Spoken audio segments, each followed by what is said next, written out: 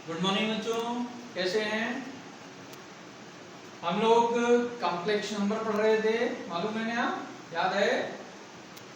First part हम लोगों ने बेसिक्स ऑफ कॉम्प्लेक्स नंबर सीखा था कि बेसिक में कॉम्प्लेक्स नंबर क्या होता है, कॉम्प्लेक्स नंबर की जो इमेजिनरी है i equal to root minus one, उसकी पावर्स कैसी कैसी हों तो उनकी वैल्यूज क्या होंगी, कॉन्जुगेट ऑफ कॉम्प्लेक्स नंबर, ये सारी चीजें हम लोगों ने पढ़ा था। ठीक है, आज हम लोग स्टडी करेंगे अलजेब्रा ऑफ कॉम्प्लेक्स नंबर्स।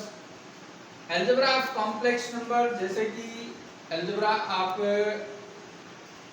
जो है बेसिकली सम ऑपरेशंस पढ़ते हैं, ऐड करना, सब्ट्रैक्ट करना, मल्टीप्लाई करना, डिवाइड करना, ये बेसिक ऑपरेशंस जो हैं वो हम अरिथमेटिक और अलजेब्रा में करते आए हैं, रियल नंबर्स के साथ करते आए हैं।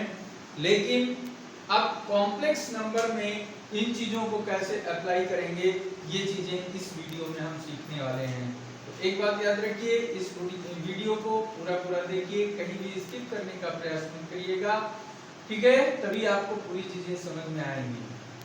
तो आइए देखते हैं अलजेब्रा ऑफ कॉम्प्लेक्स नंबर में फर्स्ट जो हमारे पास फर्स्ट ऑपरेशन है वो है addition of two complex numbers. कैसे ऐड करें, ठीक है?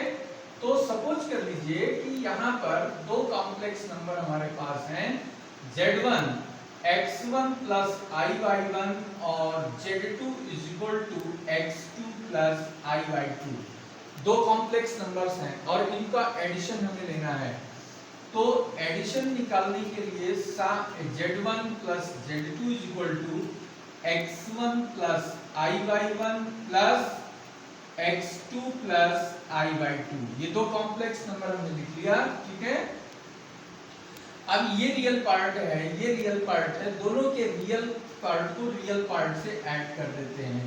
तो x1 प्लस x2 ये रियल पार्ट हो गया, इन दोनों में i कॉमन ले लो तो ये बचेगा हमारे पास y1 प्लस y2 आ जाएगा। तो ये क्या है? ये सम ऑफ रियल पार्ट्स है और ये sum of imaginary parts of two complex numbers. तो इसको हम लिख सकते हैं real part of z1 plus real part of z2, ये हो गया, प्लस i, ये आ गया imaginary part of z1 plus imaginary part of z2।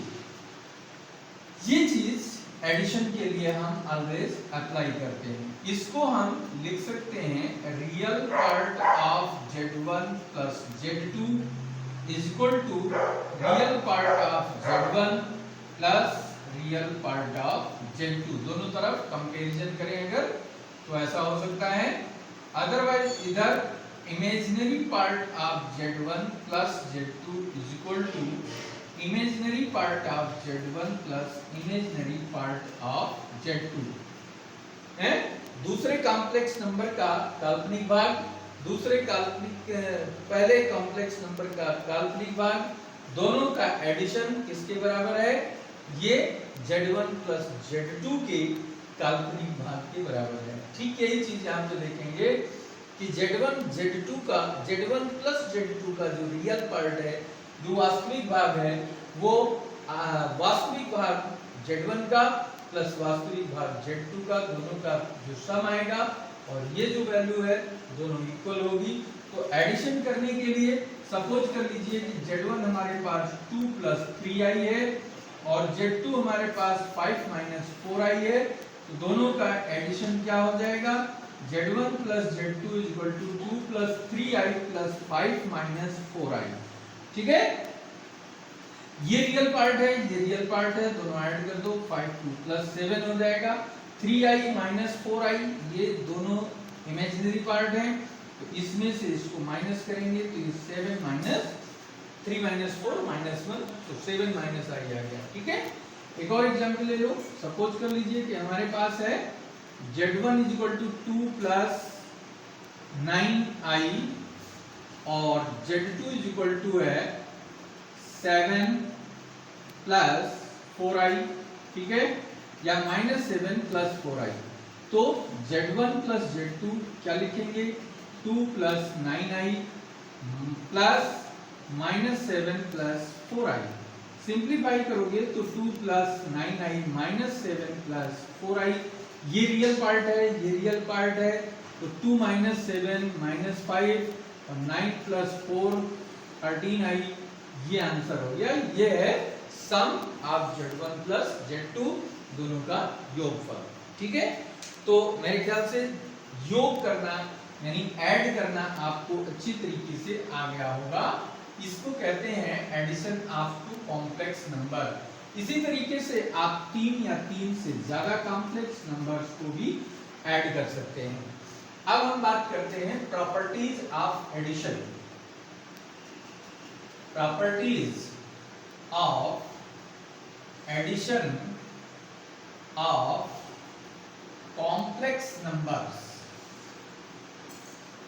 ठीक है, कॉम्प्लेक्स नंबर्स को ऐड करते हैं तो इनका गुण क्या होगा। ठीक है, समिश्र संख्याओं के योग से रिलेटेड गुण क्या है, प्रॉपर्टीज क्या है। तो प्रॉपर्टीज में पहली प्रॉपर्टी है क्लोजर लॉ। क्लोजर लॉ, इसको हम कहते हैं संवरक नियम। एडिशन का ये क्लोजर लॉ क्या बताता है कि if Z1 belongs to C, Z2 belongs to C, then Z1 plus Z2 also belongs to C। अगर Z1 कॉम्प्लेक्स नंबर है, Z2 कॉम्प्लेक्स नंबर है, तो Z1 और Z2 का जो योगफल आएगा, एडिशन आएगा, वो भी कॉम्प्लेक्स नंबर ही होगा, यानी सेट ऑफ कॉम्प्लेक्स नंबर को बिलोंग करेगा। ठीक है, जैसे हमने देख लिया कि Z is equal to 1 plus i और Z1 Z2 is equal to 2 plus i, तो हमने क्या देखा Z1 प्लस Z2 की वैल्यू क्या हो गई 1 प्लस आई प्लस 2 प्लस आई, 2 प्लस 1 3 प्लस 2i। ये भी कॉम्प्लेक्स नंबर है, ये भी कॉम्प्लेक्स नंबर है, तो ये क्लोजर लॉ को फॉलो करता है। तो ये हो गया पहला क्लोजर लॉ। ठीक है, यानी addition of complex number obeys the closure law. Closure law संवरक नियम का ये अनुपालन करता है। सेकंड लॉ जो है वो कहलाता है कॉम्यूटेटिव लॉ। हिंदी में इसको कहते हैं क्रम विनिमय, क्रम विनिमय नियम। ठीक है, ये क्या है, इसमें अगर Z1 एक कॉम्प्लेक्स नंबर है x1 प्लस iy1, Z2 दूसरा कॉम्प्लेक्स नंबर है x2 प्लस y2 iy2। ठीक है, तो सम ऑफ Z1 प्लस Z2 को क्या लिख सकते हो x1 plus x2 plus iy1 plus y2, ऐसा लिख सकते हो। ठीक, अब इसको हम ऐसा भी लिख सकते हैं x2 plus x1 plus i, y2 plus y1 भी लिख सकते हैं। इसको और आगे ओपन कर दें तो ये हो गया x2 प्लस i/2 एक नंबर हो गया, और इधर x1 प्लस i/1 हो गया। तो इसको हम क्या लिख सकते हैं, इसको हम लिख सकते हैं Z2 प्लस Z1, यानी कहने का मतलब हमारे पास क्या आया Z1 plus Z2 is equal to Z2 plus Z1 for every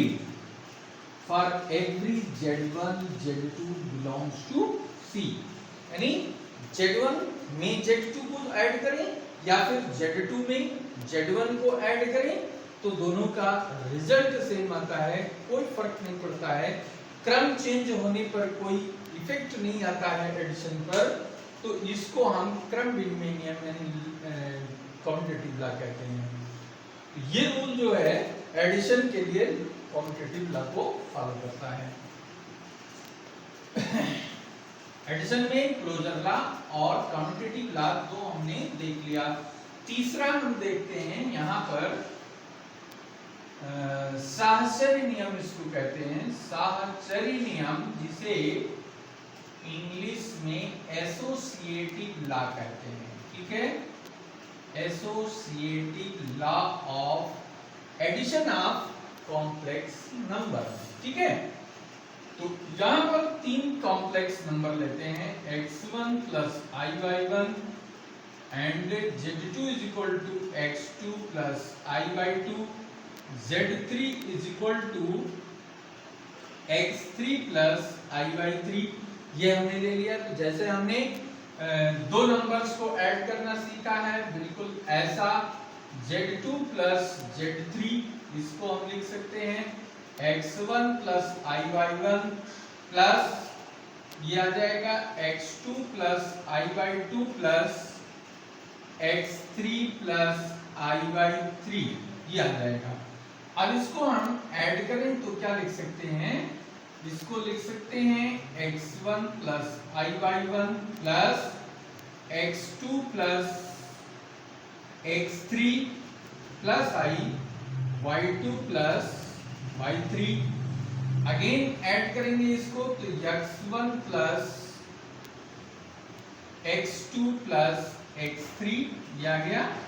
और इधर y1 plus y2 plus y3, ये हो गया। अब इसके एडिशन में यहाँ पर इस ब्रैकेट को इंटरचेंज कर सकते हैं और इसको चेंज करके x1 plus x2 plus x3 लिख सकते हैं। सेम इधर भी ये आ जाएगा आपका y1 plus y2 plus y3, ये पार्ट हो गया ना। अब इसको ऐसा लिख सकते हो x1 plus x2 plus y1 plus y2, एक ब्रैकेट में कर दो, और इधर आ जाएगा आपका x3 प्लस i/3। ठीक है, इसको फिर से ब्रेक कर सकते हो तो ये आएगा x1 plus i/1, x2 plus i/2, ठीक है, एक ब्रैकेट में हो गया। और इधर x3 प्लस i/3, एक ब्रैकेट में हो गया। अब इसको क्या लिखेंगे, ये है z1 और ये है z2, ब्रैकेट इसके साथ आ गया, z3 बाहर हो गया। तो z1 प्लस ब्रैकेट में z2 प्लस z3 की वैल्यू और ब्रैकेट में z1 plus z2 plus z3 की वैल्यू सेम होती है। और ये है for every z1 z2 z3 belongs to complex number set. ठीक है, इसको कहते हैं सहस्र नियम, एसोसिएटिव लॉ। ये प्रॉपर्टीज आपको याद रखनी है, वेरी इंपॉर्टेंट प्रॉपर्टीज हैं।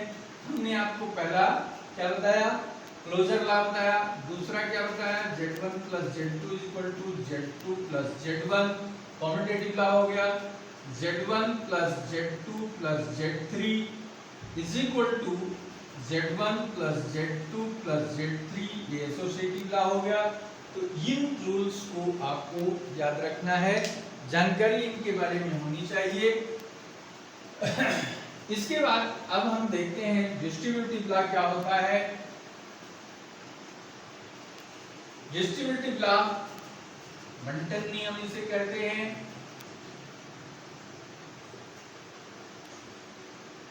डिस्ट्रीब्यूटिव लॉ, ठीक है, ये है z1 z2 प्लस z3। अब ये जब ब्रैकेट ओपन करेंगे तो ब्रैकेट ओपन करने पर ये क्या होगा, z1 into z2 plus z1 into z3, इसको कहते हैं डिस्ट्रीब्यूटिव लॉ। ठीक है, z2 और z3 को ऐड करके उसमें z1 मल्टीप्लाई कर दें तो जो रिजल्ट आएगा वही रिजल्ट हमको z1 और z2 के प्रोडक्ट से जो आएगा, z1 और z3 के प्रोडक्ट जो आएगा, इनको ऐड करने पर सेम रिजल्ट यही आता है। इसको हम डिस्ट्रीब्यूटिव लॉ कहते हैं। नेक्स्ट हम देखते हैं एडिटिव आइडेंटिटी। बच्चों बहुत अच्छे अच्छे प्रॉपर्टीज हैं और इनका याद रखना भी बहुत जरूरी है। बहुत जगह पे इनका एप्लीकेशन है, तो इन्हें जान लीजिए। एडिटिव आइडेंटिटी, इसको हम कहते हैं योगात्मक तत्समक। ठीक है, ये क्या है? रियल नंबर्स में आपने पढ़ा है कि एडिटिव आइडेंटिटी वो नंबर होता है जिसे किसी रियल नंबर में ऐड करने से कोई फर्क नहीं पड़ता है।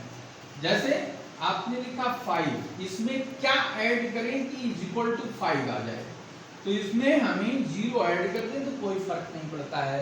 तो ऐसे कंडीशन में 0 is the additive identity. But अगर हम कॉम्प्लेक्स नंबर की बात करते हैं तो z is equal to x plus iy है, इसमें क्या ऐड कर दें कि हमें z मिल जाए, तो z plus 0 is equal to 0 plus z is equal to z, 0 ही हो सकता है और ये 0 क्या होगा वहां 0 इंटू I0, ये जो वैल्यू है इसी को हम एडिटिव आइडेंटिटी कहते हैं।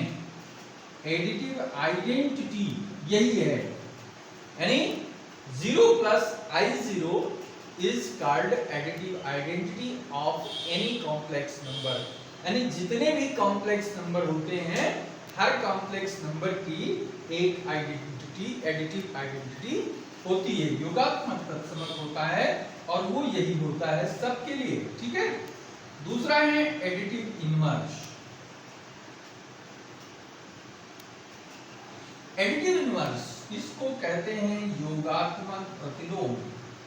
ये क्या चीज है, तो ये भी आपने जैसे रियल नंबर में पढ़ा है कि किसी नंबर में कौन सा ऐसा नंबर ऐड कर दिया जाए कि जो एडिशन है वो 0 आ जाए, यानी 5 में क्या ऐड करें कि हमारा रिजल्ट जो है वो 0 आ जाए।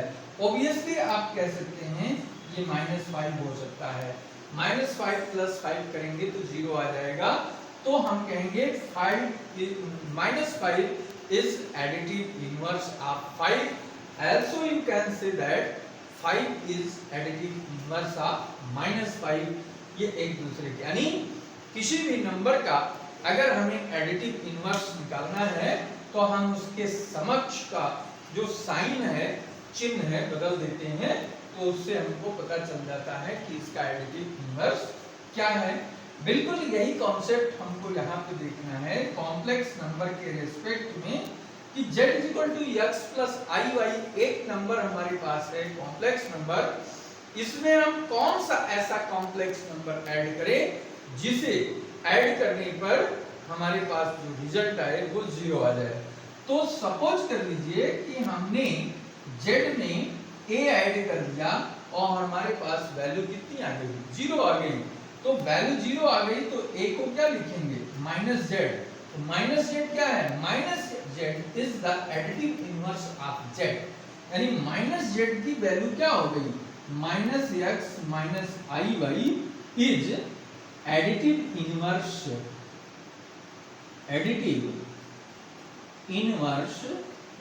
ऑफ z, यानी z का जो योगात्मक प्रतिलोम है वो -z है, या फिर x प्लस iy का योगात्मक प्रतिलोम एडिटिव इनवर्स क्या होगा, वो -x माइनस iy होगा।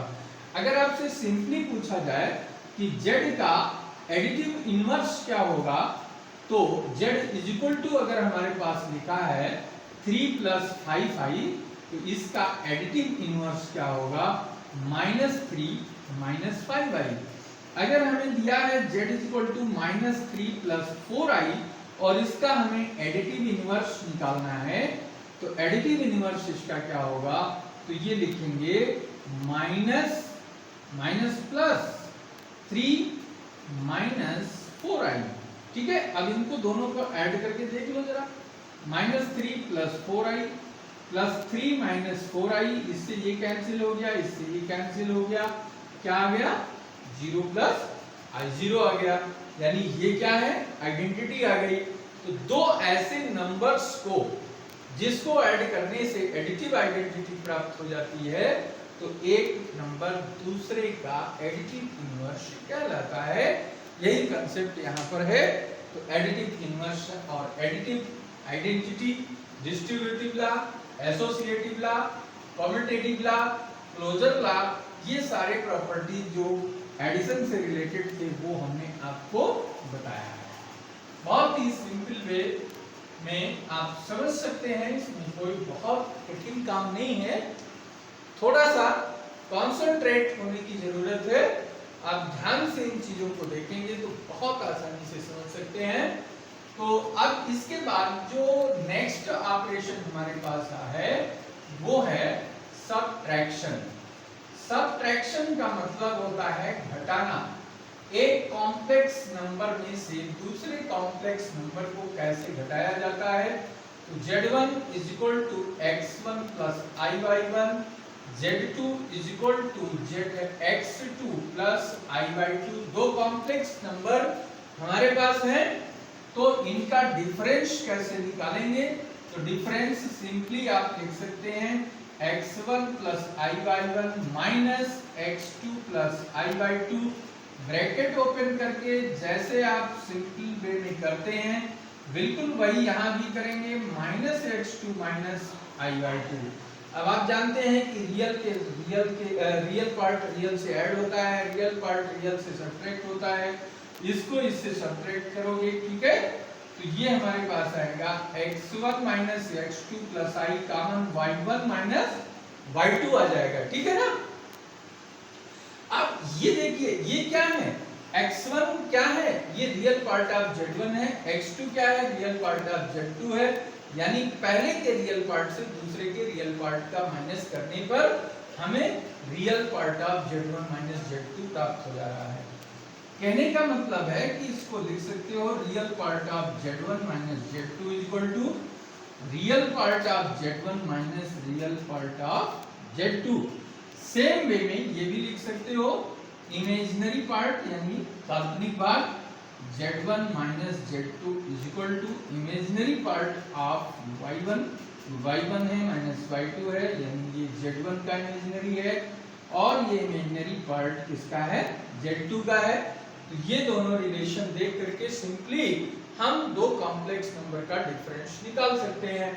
सपोज कर लीजिए कि z1 is equal to 2 plus 5i है, Z2 is equal to 7 minus 4i है।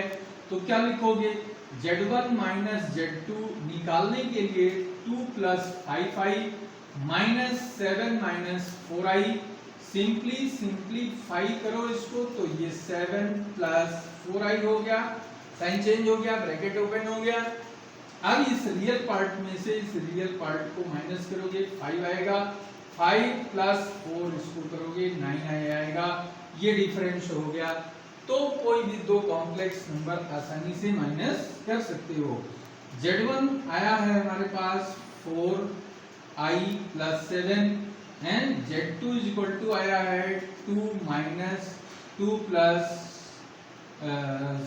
6i, ये हमने ले लिया। तो Z2 माइनस Z1 अगर हमें निकालना है तो 2 plus 6i minus 4i minus 7 कर देंगे, साइन चेंज हो गया। तो 2 माइनस 7 क्या हो गया, माइनस 5, 6 माइनस 4 क्या हो गया 2i, ये हमारे पास आंसर आ गया।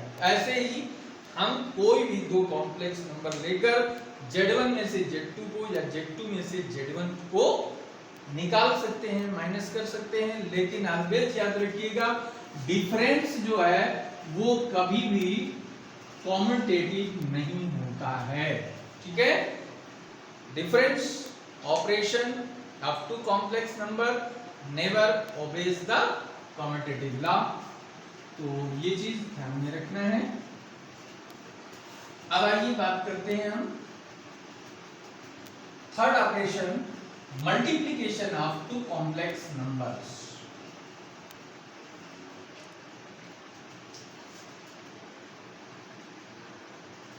मल्टीप्लिकेशन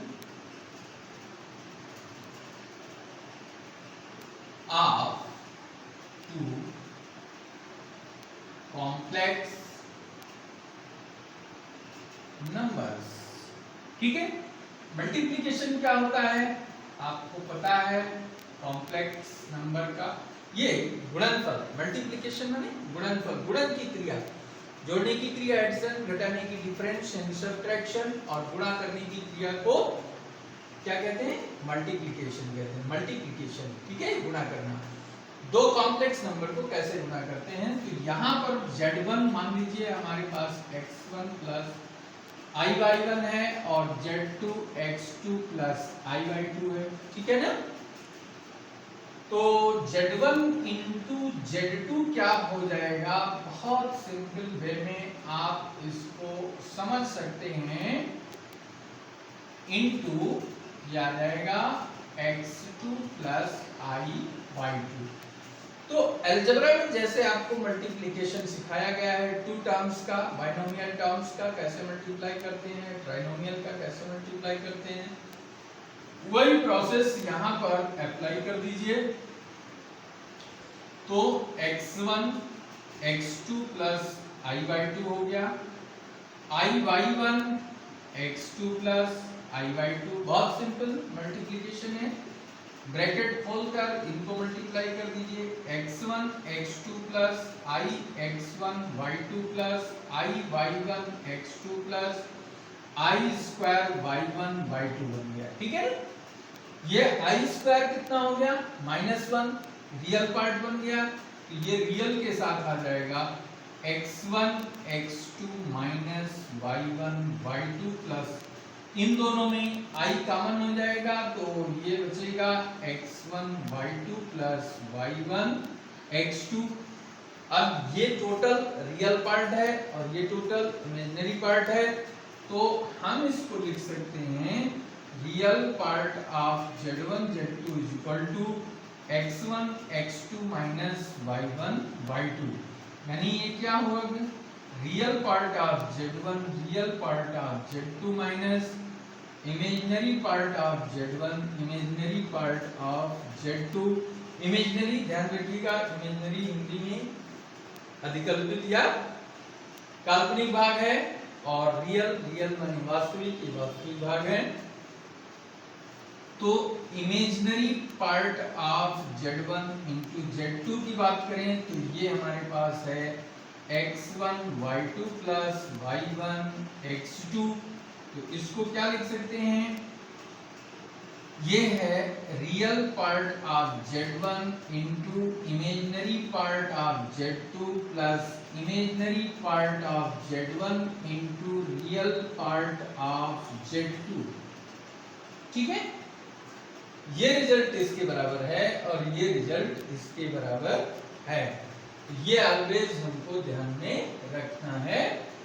ये इसको लिखेंगे real part of z1 into z2 plus I imaginary part of z1 into z2।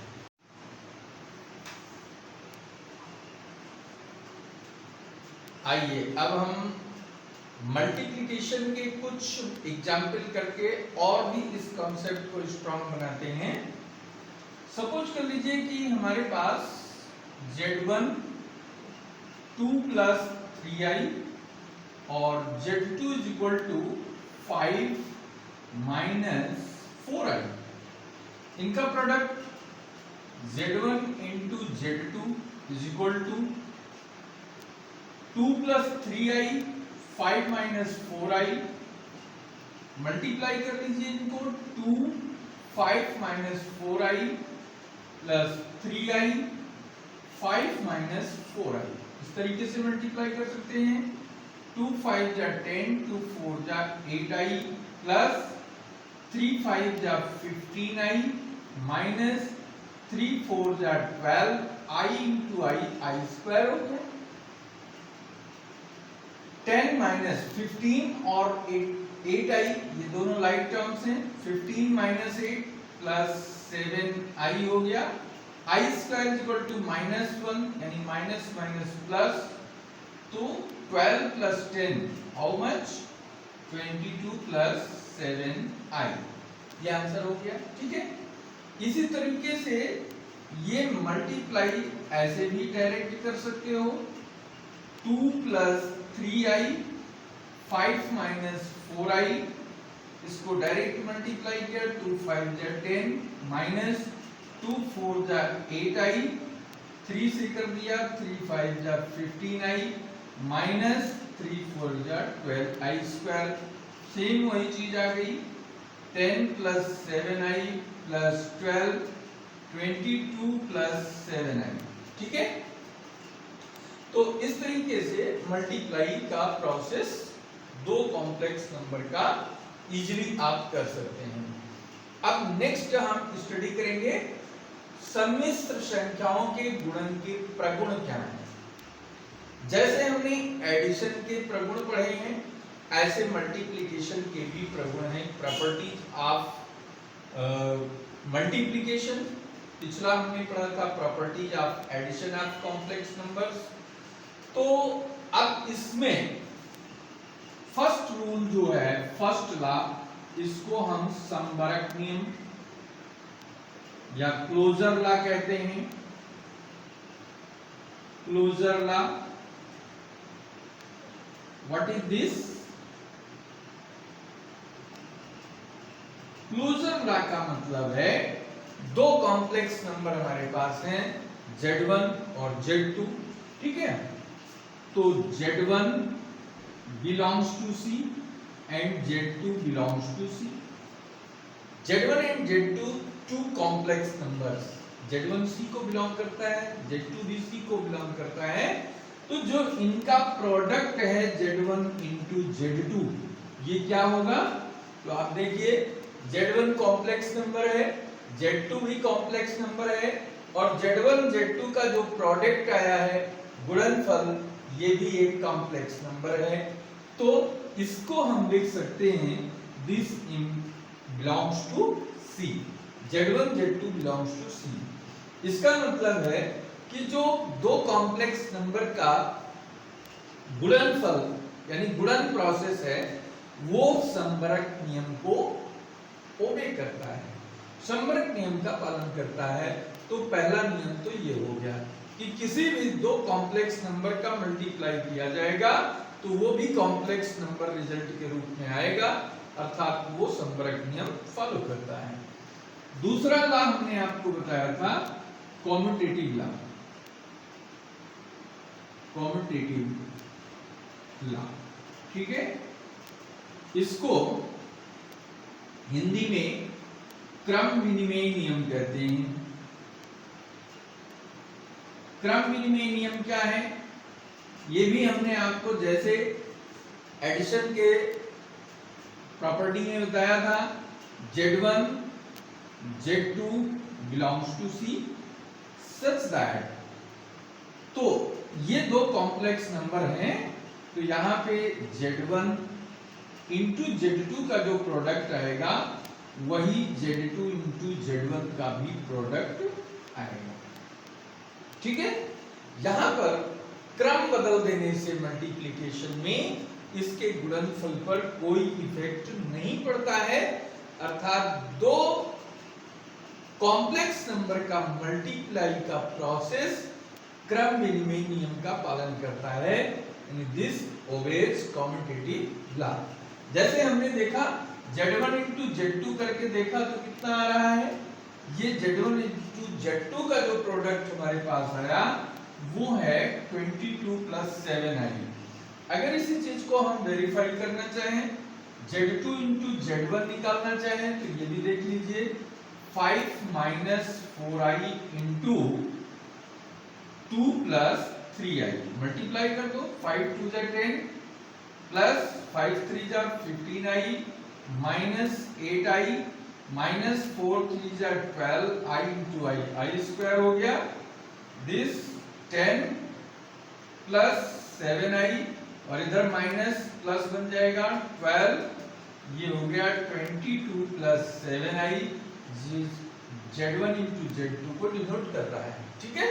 तो Z2 into Z1 is equal to Z1 into Z2, ये क्रम विनिमय नियम हो गया। तीसरा हम बात कर रहे हैं एसोसिएटिव लॉ, साहचर्य का नियम तीसरा है, वो भी बिल्कुल सिंपल है। साहचर्य नियम किसका नियम है? ये गुणन का नियम साहचर्य का है, जिसको हम एसोसिएटिव लॉ कहते हैं, ठीक है। एसोसिएटिव लॉ क्या बताता है? देखिए, for Z1 Z2 and Z3 belongs to C. For every 3 complex numbers, Z1 into Z2 into Z3, 3 complex number हैं, पहले Z2 को Z3 से मल्टीप्लाई कर दें, फिर इसके बाद जो प्रोडक्ट है उसको Z1 से मल्टीप्लाई कर दें, नेक्स्ट इसका ब्रैकेट इस तरीके से चेंज कर दो, Z1 इंटू Z2 पहले निकाल दो और इसके बाद Z3 इधर कर दो। तो ये प्रोडक्ट और ये प्रोडक्ट दोनों के दोनों क्या होंगे, सेम होंगे।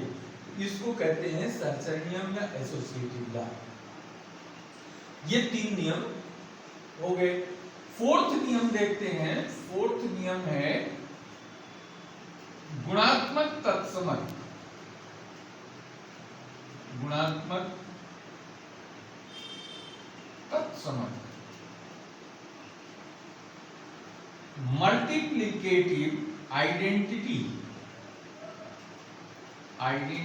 मल्टीप्लिकेटिव आइडेंटिटी क्या होती है?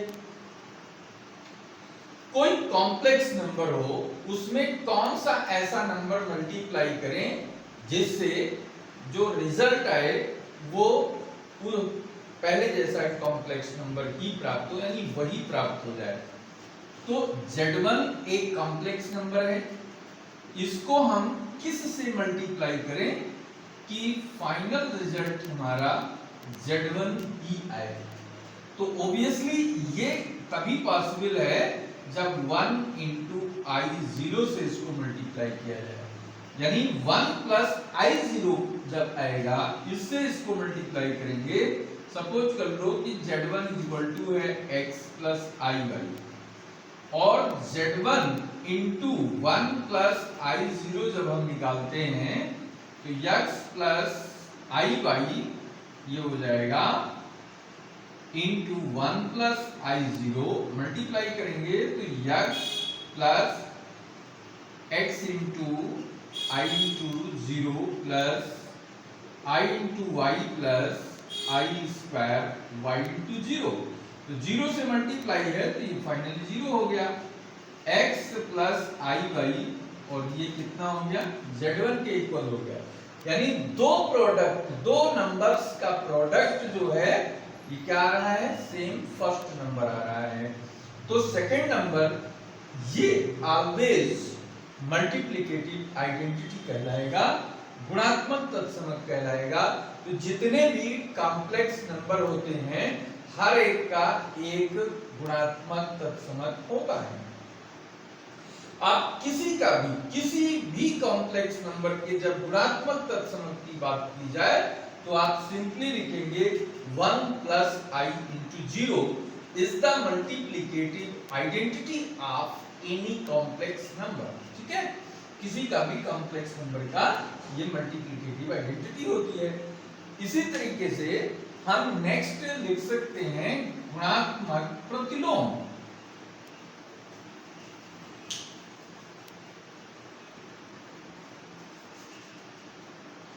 तत्समक हटा दीजिए यहां से, प्रतिलोम इसको कहते हैं मल्टीप्लिकेटिव इनवर्स।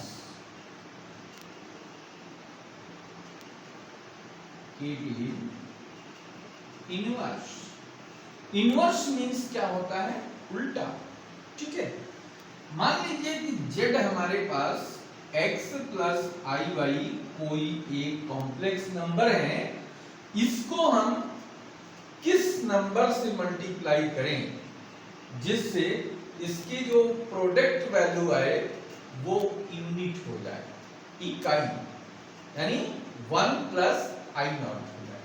ठीक है, तो इसके लिए z इंटू क्या लिखें, सपोज कर लो a है और इसका रिजल्ट क्या आ रहा है 1 प्लस I इंटू 0 आ रहा है। तो सिंपली आप क्या देखते हैं, ये हम जब z0 की यानी x प्लस I को किस चीज से मल्टीप्लाई करें कि यहां पर हमको 1 मिल जाए। तो simply x minus i y upon x square plus y square से इसको मल्टीप्लाई करेंगे तो हमको 1 प्राप्त होगा। ठीक है, तो ये वैल्यू क्या कहलाएगी, इसको हम मल्टीप्लिकेटिव इनवर्स यानी गुणात्मक प्रतिलोम कहेंगे, z का गुणात्मक प्रतिलोम। तो यूं भी कह सकते हो कि z का गुणात्मक प्रतिलोम क्या होगा। जब भी किसी ऐसे नंबर्स की बात की जाए तो आप सीधे सीधे लिखेंगे 1/z, यानी x प्लस आई वाई का मल्टीप्लिकेटिव आइडेंटिटी क्या होगी, तो यहां लिखेंगे x प्लस आई वाई। अब सिंपली हम जानते हैं कि ये नंबर जो है रेसिप्रोकल में है, तो ऐसा सिस्टम लिखने का नहीं है, इसको हमें स्टैंडर्ड फॉर्म में लाना पड़ेगा। तो स्टैंडर्ड फॉर्म में लाने के लिए प्रोसेस क्या है, इसके कांजुगेट से ऊपर नीचे मल्टीप्लाई कर दीजिए। कांजुगेट से हमने मल्टीप्लाई किया तो ये हमारे पास नंबर आ गया x माइनस आई वाई, और ये a plus b, a minus b का प्रोडक्ट निकालेंगे तो ये आई स्क्वायर वाई स्क्वायर हो गया, और आई स्क्वायर वैल्यू a है -1, इसलिए हम इसको लिख सकते हैं x square plus y square. तो यही चीज हमारे पास आ गई, और ये क्या है, इस नंबर का मल्टीप्लिकेटिव इनवर्स है, गुणात्मक प्रतिलोम है। तो किसी भी नंबर का गुणात्मक प्रतिलोम निकालना है तो उसको रेसिप्रोकल में लिखिए, कांजुगेट से अंश और हर को मल्टीप्लाई करिए, और फाइनल सॉल्व करने पर जो रिजल्ट आएगा वही उसका मल्टीप्लिकेटिव इनवर्स कहलाएगा। अब एक और नियम जो कि पहले भी हम बता चुके हैं, लेकिन देख लीजिए, बंटन का नियम इसे हम कहते हैं, जो एडिशन और मल्टीप्लिकेशन दोनों से रिलेटेड है।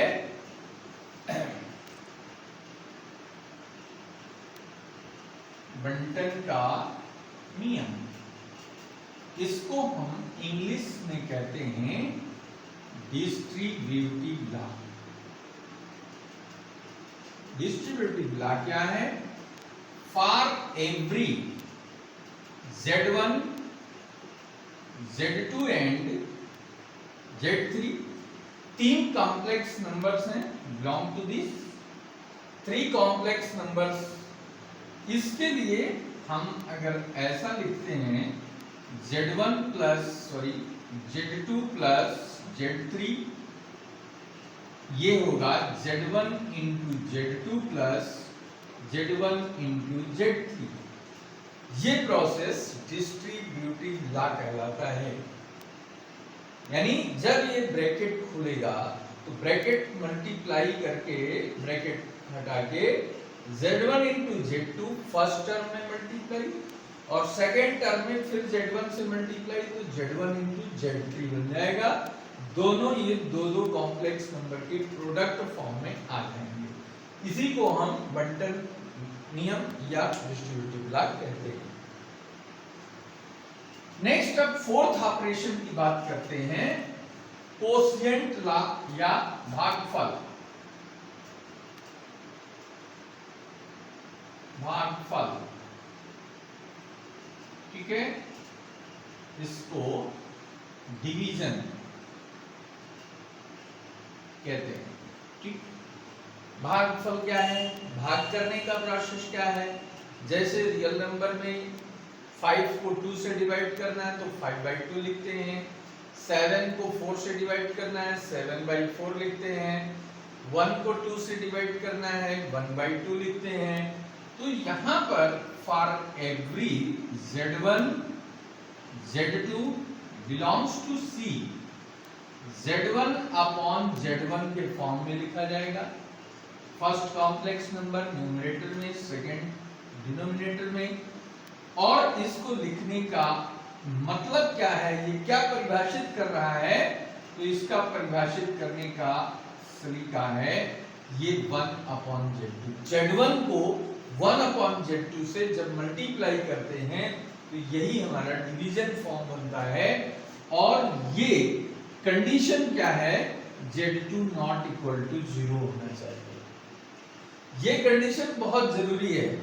जब तक ये होल्ड नहीं करेगा तब तक डिवीजन Z1 अपॉन Z2 ये डिफाइंड नहीं हो सकता है, इसलिए Z2 का नॉन जीरो होना जरूरी है। ठीक है, अब इसको जैसे मान लीजिए कि Z1 हमारे पास है 1 प्लस आई और Z2 है 1 माइनस आई, तो Z1 अपॉन Z2 कैसे निकालेंगे, 1 प्लस आई अपॉन 1 माइनस आई। इस फॉर्म को सॉल्व करने के लिए कॉन्जुगेट से इसको डिनोमिनेटर का कॉन्जुगेट लेके और न्यूमरेटर डिनोमिनेटर दोनों को मल्टीप्लाई करेंगे, तो मल्टीप्लाई करने से ये क्या बन गया, ये हो गया 1 प्लस आई का होल स्क्वायर और ये हो गया 1 स्क्वायर माइनस आई का स्क्वायर।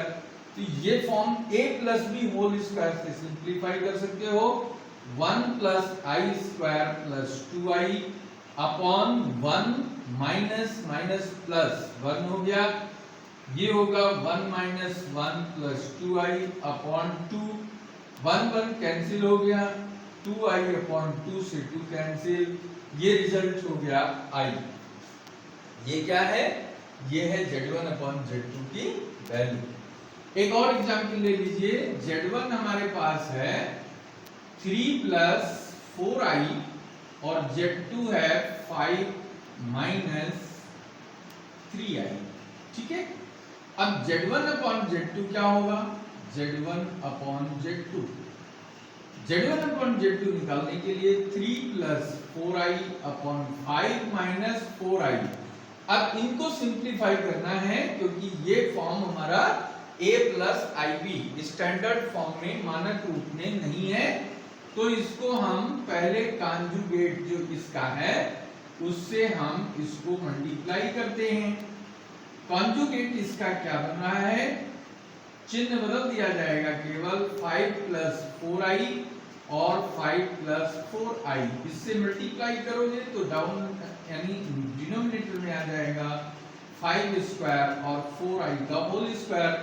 ऊपर क्या बनेगा, 3 5 जा 15 प्लस 3 4 जा 12i प्लस 4 5 जा 20i प्लस 16i स्क्वायर हो गया।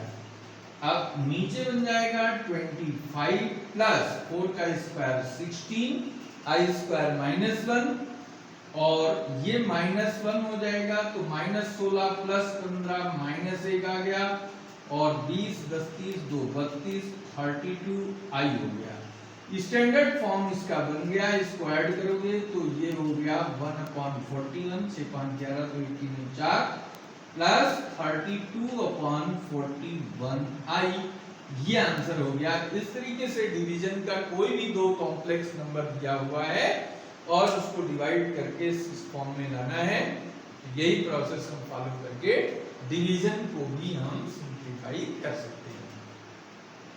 तो इस तरीके से हमने अलजेब्रा ऑफ कॉम्प्लेक्स नंबर का जो रेशियो था, जो उनकी प्रॉपर्टी थी, उन सब को हमने आपके सामने डिस्कस किया है और मुझे उम्मीद है कि आपको बहुत अच्छे से क्लियर हो गया होगा। इसकी प्रैक्टिस करिए, बहुत अच्छे से इसका एप्लीकेशन आप अपनी एक्सरसाइज में कर पाएंगे। नेक्स्ट वीडियो में इससे रिलेटेड अच्छे अच्छे क्वेश्चंस हम आपके लिए लेकर के आते हैं और ये वीडियो अगर आपको अच्छा लगा तो इसको लाइक करिए, शेयर करिए और ऐसे लोग जिन्होंने अभी इस चैनल को सब्सक्राइब नहीं किए हैं वो इस चैनल को अभी सब्सक्राइब कर लें, अभी सब्सक्राइब करें और बेल आइकन दबा दें जिससे हर न्यू वीडियो का नोटिफिकेशन प्राप्त हो सके। ठीक है, तो ये वीडियो यहीं पर खत्म करते हैं। Thank you very much.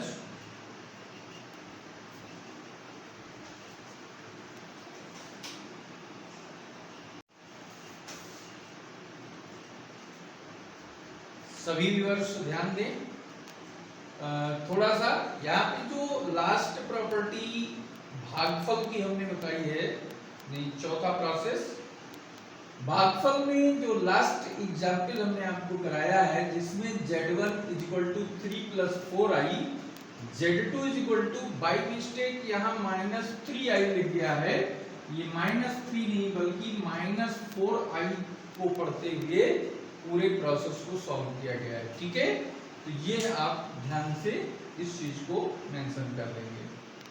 ठीक है, ओके, थैंक यू।